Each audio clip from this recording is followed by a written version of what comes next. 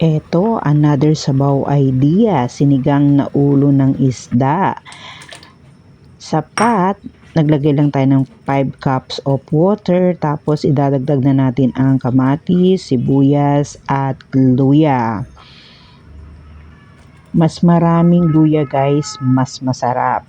Yan, maluya din kasi ako guys sa mga niluluto ko, halos lahat, especially pag isda at may sabaw, mas maraming luya ang nilalagay ko guys. So halo-haluin natin para pantay ang pagkakalagay nila sa tubig. Hintayin lang natin kumulo yan. At pagkakulo niyan, ilalagay na natin ang fish cuts o yung mga hiniwa-hiwang ulo ng isda. So dahan-dahan guys sa paglalagay kasi mainit ang sabaw, baka matalsikan kayo.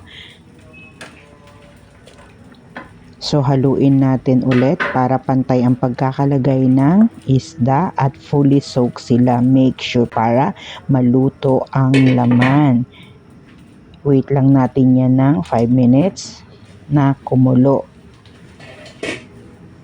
Pagkakulo niyan, maglalagay na po tayo ng mga pampalasa. So naglagay na tayo ng seasoning granules, 4 teaspoon ng pepper, mas maraming paminta guys, mas masarap. Mapaminta rin ako guys sa mga luto ko. Patis, 2 tablespoons, at ang sinigang mix. So hindi po ako nagtutunaw ng mga mix na nilalagay ko. So katulad niyan, marami ng sabaw, so no need na po ang pagtunaw ng mga mix. So diyan ko na siya tutunawin, haluin lang mabuti. Naglagay na rin ako ng green chilies.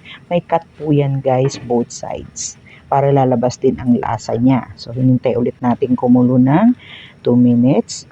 Nagdagdag din po ako ng spring onion. May nag-request po niyan pero optional yan kung maglalagay kayo o hindi. Naglagay na rin tayo ng dahon ng pechay. Depende po kung anong dahon ng gulay meron kayo. So pechay kasi yung available dito, kaya pechay yung nilagay ko. So mas maraming pechay din o mas maraming dahon din, mas masarap. Yan, soak lang natin mabuti. Tapos tatakpan ulit natin yan para maluto ang mga dahon ng gulay na nilagay natin. So after 1 minute, ayan na. Luto na ang ating sinigang. Super yummy. Ang bango-bango guys. Kung naaamoy nyo lang. Taob na naman ang kaldero ng kanin nito. Thank you for watching.